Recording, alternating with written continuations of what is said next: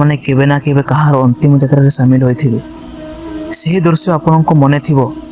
କାନ୍ଧର କୋକେଇ ମୁହଁର ରାମ ନାମ ସତ୍ୟର ନାରା।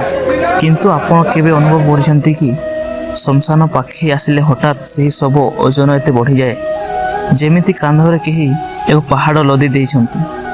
ବିଜ୍ଞାନ କୁହେ ମୃତ୍ୟୁ ପରେ ଶରୀର ହାଲକା ହୁଏ, କିନ୍ତୁ ଏହି ବୋଝ ଆସେ କୁଆଡ଼ୁ? ଆଜି ଆମେ ଏହାର ରହସ୍ୟ ଖୋଲିବା। ପ୍ରଥମେ ଆସନ୍ତୁ ଜାଣିବା ଗରୁଡ଼ ପୁରାଣ କ'ଣ କହେ। ପୁରାଣ ଅନୁସାରେ ଆମର ପାପ ଏବଂ ପୁଣ୍ୟ କେବଳ ଶବ୍ଦ ନୁହେଁ, ଏହା ଏକ ଶକ୍ତି। ଯେଉଁ ବ୍ୟକ୍ତି ଜୀବନ ସାରା ଖରାପ କାମ କରିଥାଏ ତାର ପାପର ବୋଝ ତାକୁ ପୃଥିବୀ ଆଡ଼କୁ ଟାଣିଥାଏ। ସେଥିପାଇଁ କାନ୍ଧ ଦେଉଥିବା ଲୋକଙ୍କୁ ଲାଗେ କି କୋକେଇ କେହି ତଳକୁ ମାଡ଼ି ଧରିଛି। ଦ୍ୱିତୀୟ କାରଣ ହେଉଛି ମୋହ।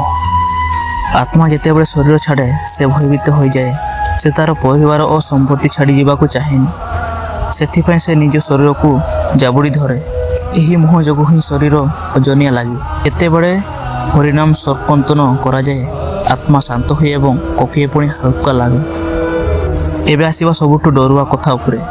ଶବଯାତ୍ରା ପ୍ରାୟତଃ ଛୌକିକ ବା ନିକଟିଆ ରାସ୍ତା ଦେଇ ଯାଇଥାଏ। ତନ୍ତ୍ତ୍ୱବିଜ୍ଞାନ କୁହେ ଏମିତି ଜାଗାରେ ଅନେକ ଅତୃପ୍ତ ଆତ୍ମା ବା ପ୍ରେତ ଘୁରି ବୁଲନ୍ତି। ସେମାନେ କେବେ କେବେ ସବୁ ଉପରେ ସବାର ହୋଇଯାଆନ୍ତି। ଆପଣ ଦେଖିବେ ରାସ୍ତାର ଖଇ ବା ପଇସା ଫିଙ୍ଗାଯାଏ।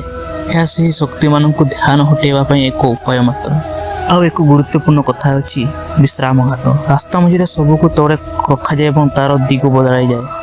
ଏହା ଆତ୍ମାକୁ ଏକ ସଂକେତ ଦିଏ ଯେ ତୁମର ଘର ପଛେ ରହିଗଲା, ଏବେ ଆଗକୁ ଦେଖ।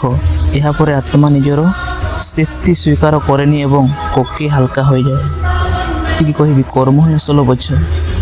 ନିଜ ଜୀବନକୁ ଏତେ ସଫା ରଖନ୍ତୁ ଯେ ଶେଷ ଯାତ୍ରାରେ ଆପଣଙ୍କ କାହାର ବୋଝ ନୁହେଁ ବରଂ ଜଣେ ପୁଣ୍ୟାତ୍ମା ଭାବି ବିଦାୟ ନେବେ। ଆପଣଙ୍କର ଏମିତି କିଛି ଅନୁଭବ ଅଛି କି?